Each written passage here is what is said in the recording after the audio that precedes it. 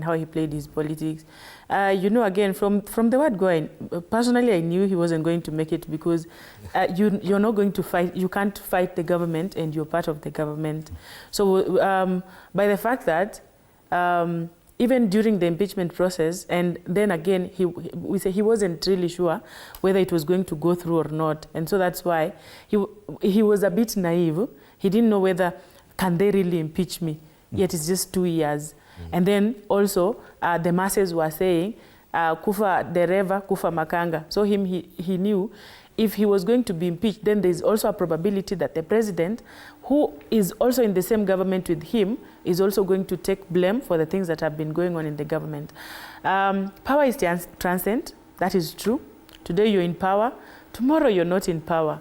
So it depends with who you want to learn from. There are people who want to learn from Gachagua and say, you know, when you get power, you need to take care of it. You need to always listen to your boss. You need to do what your boss wants. Because regarding Gachagua, the government didn't want him. And who is the government here? The chief of the government is President William Ruto.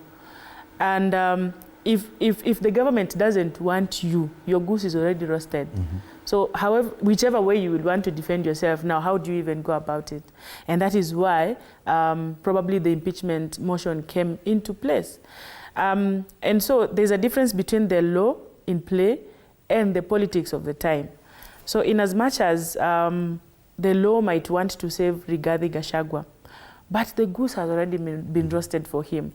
And so that's why we are saying, for me, maybe learn from Rigathi and learn from Kindiki, because if you look at Professor Kithure Kindiki, he's been someone who's been so consistent with President William Ruto. He missed that chance of becoming deputy president by a whisker. And that's why my brother is saying, you know, in the Mount Kenya region, probably he was the most preferred candidate to go with President William Ruto. But Ruto, on the other hand, decided to choose Gachagua, which I remember very well angered a section of the people of Mount